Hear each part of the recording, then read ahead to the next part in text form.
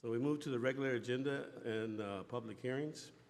This takes us to the regular agenda. Now, first item on the agenda is presentation from Chief Goodman, providing a 2024 Maricopa Police Department annual report. Chief Goodman. Thank you, Vice Mayor Wade. Mayor Smith, Vice Mayor Wade, and members of the City Council, thank you for allowing me some time today to give you our annual report for 2024. We're telling the story of public safety, of the police department, and I thought it was very fitting that we open with a photograph, a beautiful photograph of our brand new police building and emergency communications center. That building is meeting our needs and will continue to meet our needs for the next decade and beyond. It's a beautiful facility, 33,000 square feet, and I'd just like to thank the council for its overt support of this project, making it a reality and helping us to move into the facility. So thank you very much. I'd like to tell the story of the police department by telling the story of a call for service. So a majority of our activity is driven by our community members. And as you can see, our communication center is very busy. Our community members call the police department for all kinds of different things: emergencies, general questions, and general calls for service. In 2024, our communications operators answered almost 70,000 calls for service that came into our emergency communications center. That is a lot of calls, and they handled all of them professionally and very, very well. I'd like to point out that when someone calls 911, 99.5% of the time, that call is answered within 15 seconds. The national standard for 911 calls is 15 seconds, and we've exceeded that standard. The standard is 90%. So that's a real point of pride for our emergency communications center. Just handling all those calls that come in at the same time and also paying attention to those 911 lines is critically important. I'm really, really proud of that 99.5% percentage. About 18% of the calls that come into the communication centers get transferred. Around 5,700 of those calls were transferred to our public safety partners over at the fire department, and they do an amazing job of getting out and assisting us with those public safety needs. This year, we launched a really innovative and collaborative project. I'd like to give credit to our public safety team, which includes Micah Gaudette, who's behind me as our Deputy City Manager of Public Safety, and Angie Crook, who at that time was serving over in the Public Safety Department. She is now our Police Executive Administrator. But she was really the driving force behind making this project come to fruition. I'd like to say that is a groundbreaking mental health program in Pinal County. It embeds 2 mental health professionals within our communication center, and they assist with diverting mental health calls so that police officers and our fire department personnel do not have to respond.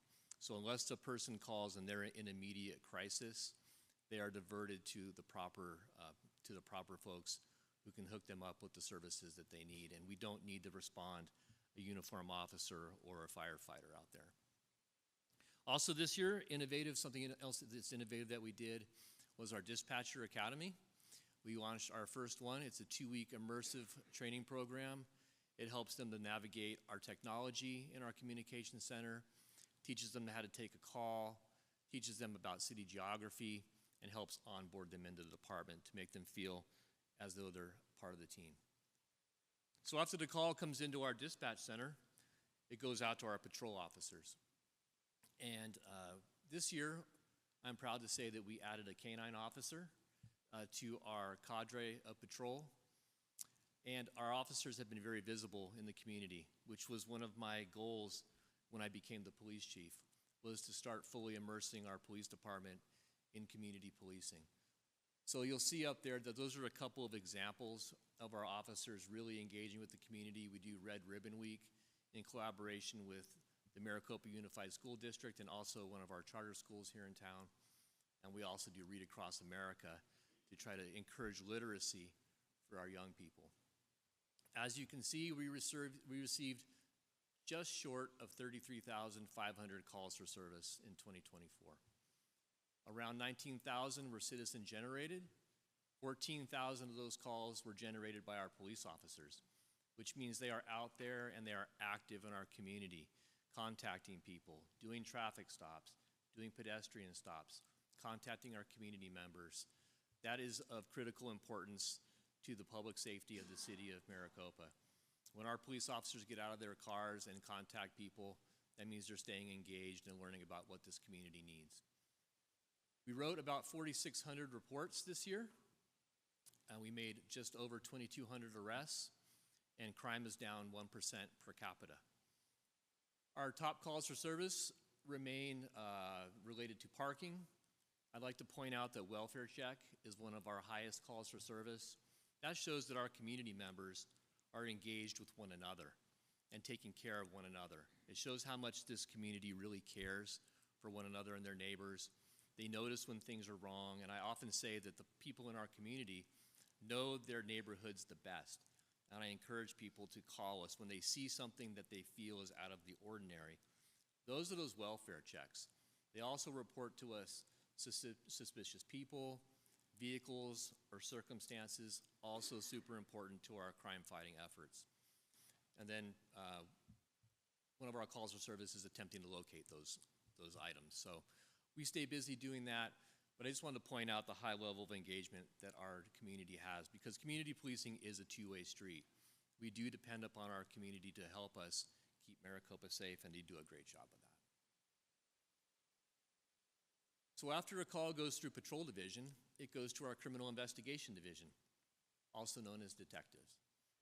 And I'd like to point out that we added some investigators to our Criminal Investigation Division this year, or last year, which enhances our ability to really dig into and solve crimes. So rather than really manage cases, I want our detectives to really investigate cases with the goal of solving them.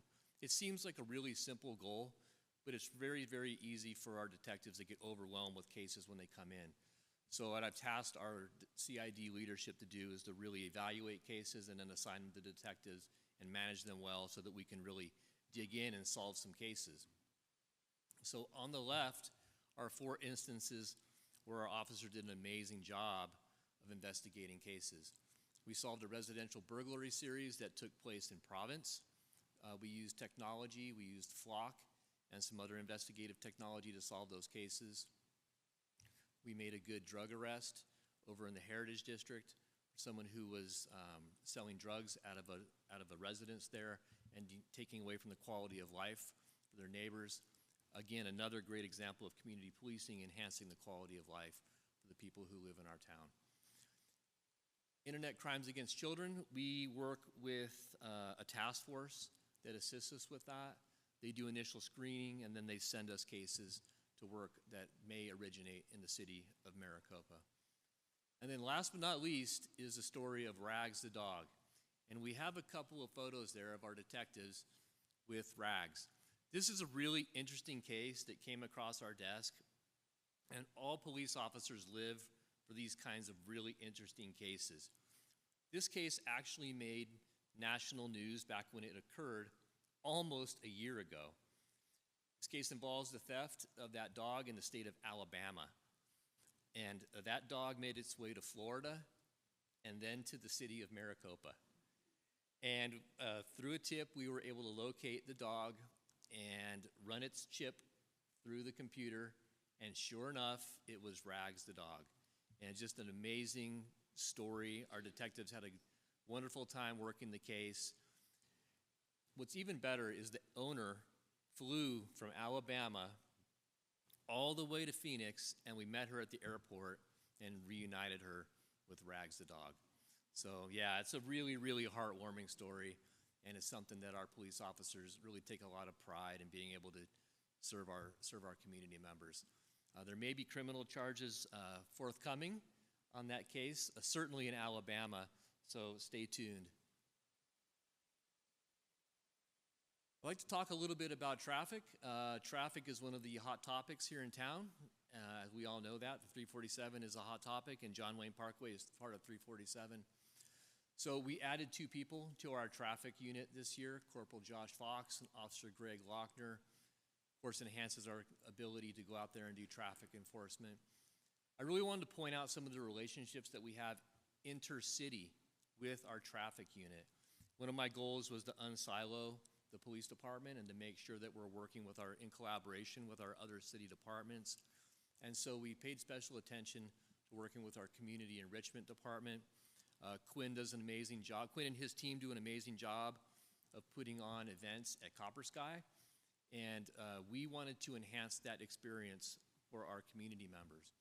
And so we set about creating some really effective traffic plans for our events. Specifically, the 4th of July is a very important event to me because it draws a large number of people to Copper Sky. And then when the fireworks are done, everybody's running out to their cars to see who can get there first to try to beat the traffic. So we devised a new traffic plan, and I'd say it worked pretty well. Within an hour, I was walking through Copper Sky, and there was nobody there but myself and Captain Judd, and we were looking at each other in amazement that we're able to get, 10 to 12,000 people out of Copper Sky in under an hour. So the credit really goes to my people, the boots on the ground folks that make that happen. Our DUI and speed enforcement efforts continued with the help of a grant through the Governor's Office of Highway Safety. We also participate in task forces with other agencies in the area. Our area partnerships are very important. Officers oftentimes come in to help us here in Maricopa, and sometimes we'll go over to those jurisdictions as well and work with them. We most recently partnered with the Gila River Indian Community Police Department to work a detail on the 347.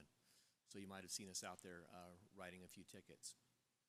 And then, of course, we helped with the highway reconstruction of the 347 Smith Inc. intersection, which was quite a project. It involved numerous different city departments. We met regularly, and we worked alongside the construction crews, our public works personnel, to really try to minimize the inconvenience felt by our community members in conjunction with that project. And we look forward to finishing up that project in collaboration with our public works department so that we can really get things smooth through that intersection.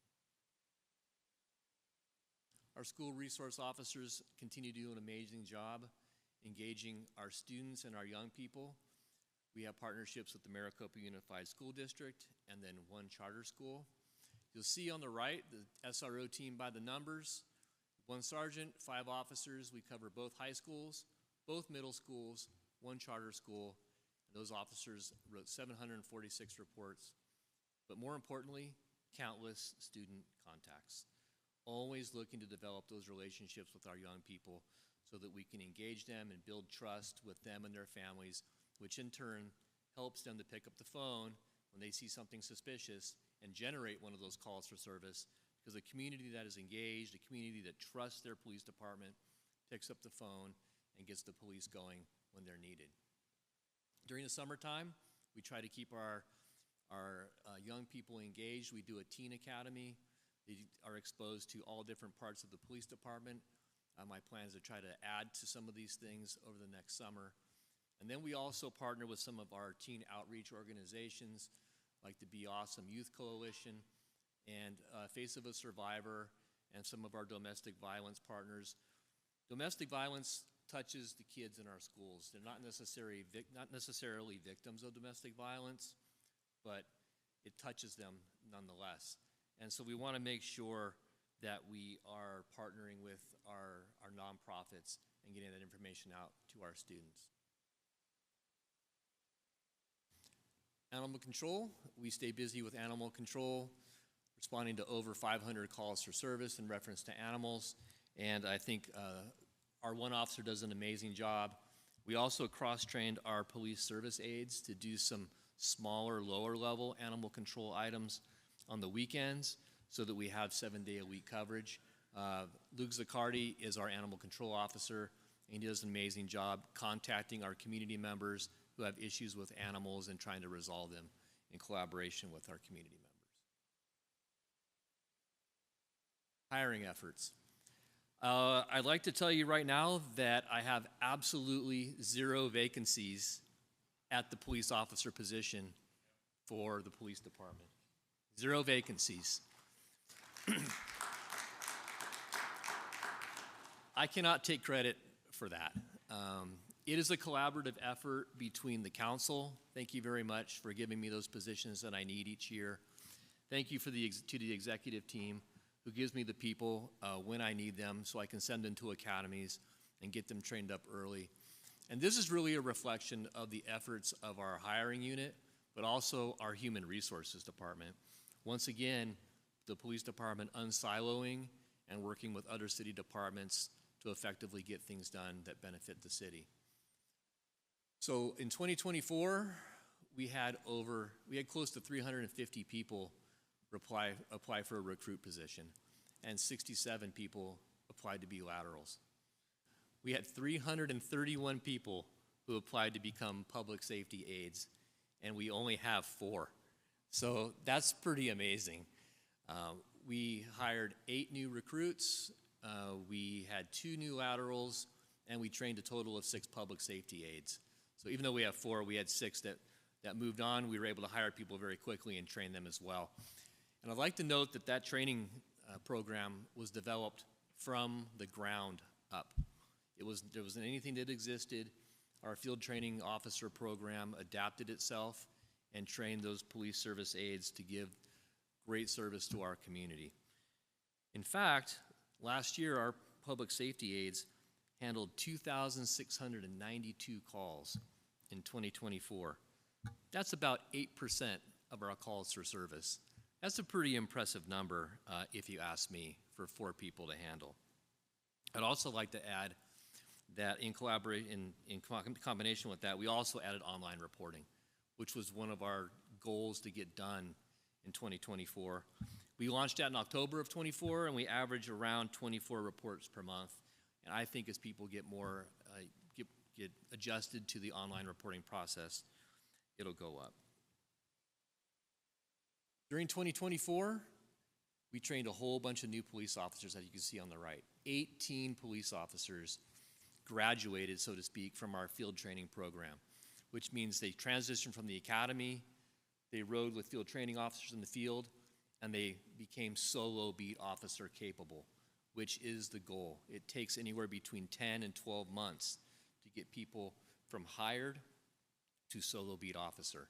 And so that's why it's important for me, in collaboration with you and our executive team and a whole group of talented people who pull data for me, to show why we need police officers when.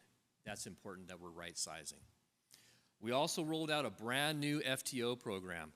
So the FTO program that we had been using when I came here is the exact same program that I was trained on close to 30 years ago. It hadn't progressed really for police training. We had essentially been using an old model.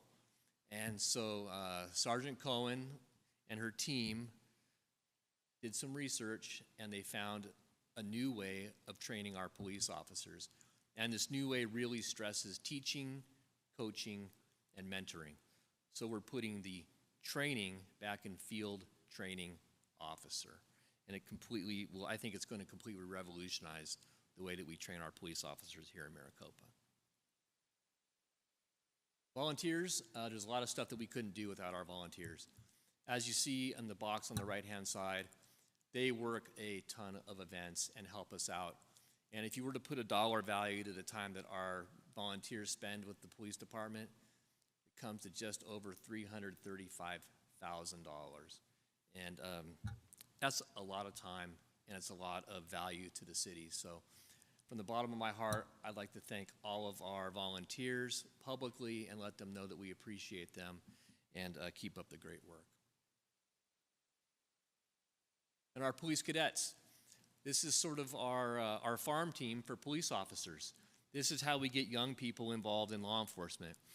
And the idea is not necessarily to make the kids in this program into police officers. What we're trying to do is to instill in them values and teach them lessons that will serve them well for the rest of their lives. Whether they decide to become police officers or not, they're learning skills and responsibility and things that any employer would look moving forward as they transition from high school in college, and then into adulthood.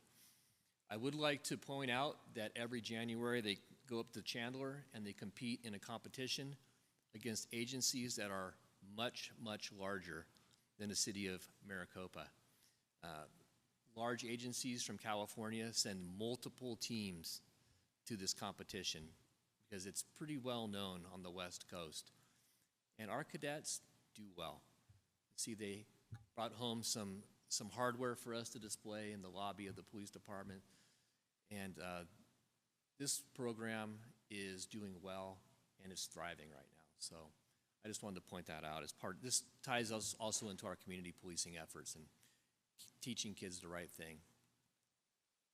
We do have several partnerships with other law enforcement agencies. We partner with the Pinal County Sheriff's Office to investigate major collisions. We partner with them for special weapons and tactics. And later on this year, the Arizona State Legislature has mandated that we partner with other agencies to investigate critical incidents such as officer-involved shootings. The Pinal County Sheriff's Department approached us and asked us if we wanted to take a leadership role on the Pinal Regional Special Investigations Unit. That speaks very, very highly of our police department. And we are already setting the standard for those investigations in Pinal County. In fact, we launched the team 6 months early, and we have had great success thus far with partnering with the Pinal County Attorney's Office, the Sheriff's Department, and other stakeholders that help us investigate these critical incidents. We like to partner with people in the community, and I think these 3 illustrations are great illustrations of the way that we engage our community actively. Every year, Against Abuse puts an angel tree in our lobby, and this year our angel tree was pink. And it's pink because it was donated by a community member who secured it at the Against Abuse Gala. And I thought it was very appropriate for it to be in the lobby of the police department so that we could stand united with Against Abuse and then also partner with them to place angels on the tree so that we could get gifts to needy families in Maricopa. And the fire department partnered on us with this. Did an amazing job. 75 Christmas gifts went out to needy families in Maricopa. And I think that next year we're going to have even more angels on that tree for sure. The Girl Scouts reached out to us and they asked if we wanted to partner with them on a teddy bear and blanket project. I went to their gathering along with Canine Karma and Officer Gomez, and Karma was a big hit. It wasn't me, it was Karma. They're all about the dog, and the Girl Scouts got to spend a little bit of time with our canine. But more importantly, we got to engage with them and really see the caring that they were putting into these cards, collecting these blankets, and then later on they delivered them to the police department. There's our local Girl Scout troop on the day that they actually delivered them to the PD. And then we turn around and give those items out to people who are involved in critical and traumatic incidents. And then I'd like to give a quick shout out to our community engagement person, Jim DiVenezia. He's here all the time, council supporting us. Jim led the charge this year for the You Are Not Alone program. We have quite a few people here in Maricopa who just don't get out. They're seniors who don't get out of their houses, and so we thought it would be important to engage with them and to visit them and make sure that they know that we're here for them. And then just general community engagement at events. We go to every event, and I'm super proud of that. I attend the events both on and off duty so that I can get the full experience. I have a great time working the events. We did Red Ribbon Week. Shop with a Cop is sort of our premier Christmas event, and it is really embraced by our community. And we're just always there to support our thriving community. I think that's a great photograph of our officers walking at the Wild West Music Fest a couple years ago, and that American flag just signifies everything that we believe in as a police department. With that, I'm glad to take questions. Mr. Thank you, Vice Mayor. Mayor Goodman, thank you, Mayor Goodman. I just promoted you. Sorry about that. Chief Goodman. I'm done. I just became an elected official. Exactly. Chief Goodman, thank you for your report and wonderful, wonderful news. Many of us may or may not have seen in January this year, the company Vivint ranked Maricopa as the safest small town in Arizona for 2024. It says a ton about what you and your officers are doing for us on the streets every single day. So I just want to express gratitude to you and to your team and to your staff for a phenomenal job. Thank you for making a difference. Thank you for the lives that you touch. Every individual that I've ever met that's had an incident or a contact point with the police officers speak highly of their professionalism, their ability to help, their willingness to help. And we are just so proud of the department that you're ahead of. So thank you. Thank you, Councilmember Gettle. Councilman Marsh? Yes, sir. I meet monthly with Colt, the union rep lead, and I do understand that you're very good at maintaining good relations with your union. I want to thank you for that. Thank you. Appreciate it. Oh, sure. Great job. You know, we know these numbers. We see them all year. We read them. You give us reports and you tell us what's going on. You're always open and available to us for us to call you and ask you questions. It's always great to have a good working relationship. So thank you so much for bringing this information to us so that we can share it with the community. Thank you. It's my pleasure. Thank you, Councilmember. Thank you so much, Chief. Vice Can Mayor? you, please, Mayor, go ahead. Oh, I don't mind. Go ahead, Councilmember. Thank you, Mayor. Can you talk a little bit about what it's like for your officers to serve in a community that's so changing and growing compared to a city that's pretty stagnant, things kind of just stay the same? What are some of the challenges or things that they encounter? Well, thank you for that question. I actually use that as one of my hugest recruiting tools. I tell people that come in for a chief's interview with me who are prospective employees for the police department, I tell them that you could easily go work at Phoenix or Mesa or Chandler or any one of the other agencies in the valley that are bigger and maybe at this point offer more specialty units perhaps than we do here at Maricopa. But truly, something that attracted me to the city also attracts our new recruits to the city, and that is an opportunity to truly make a difference and truly have a legacy here. And that doesn't exist at cities that are large and built out. I also tell them that at the Maricopa Police Department, you're not going to just be a number. I make it a point to learn the first names of all of my officers. I make it a point to meet with them regularly, to wander the halls, sort of management by walking around, becoming engaged with them. And I tell them that if you're selected to work at the city of Maricopa, because we have that luxury, we can select great people. I tell them, you're becoming part of a culture. You're becoming part of a family. I spend more time with the men and women of the Maricopa Police Department than I do with my own family. And I tell them, we would like to welcome you here with open arms, but at the same time, we have very high expectations. And we need you to perform in a certain way, and we need you to police our community to our community standard. We make that very clear to them. That is what challenges them. That is what engages them. They know that everywhere they go, they represent this badge that I tell them it's on loan to you. This badge is on loan to me from the people of the city of Maricopa. I tell them this badge is on loan to you, as are the patches on your shoulders. So go out and represent accordingly. So I think their challenge is really meeting that expectation. We coached them along the entire way, but also the reward is having that legacy that you can see years from now.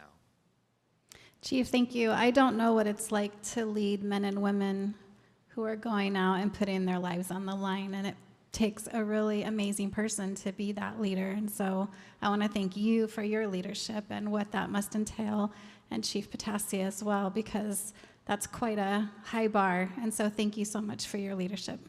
Thanks, Council Member. I will say that I don't do it alone.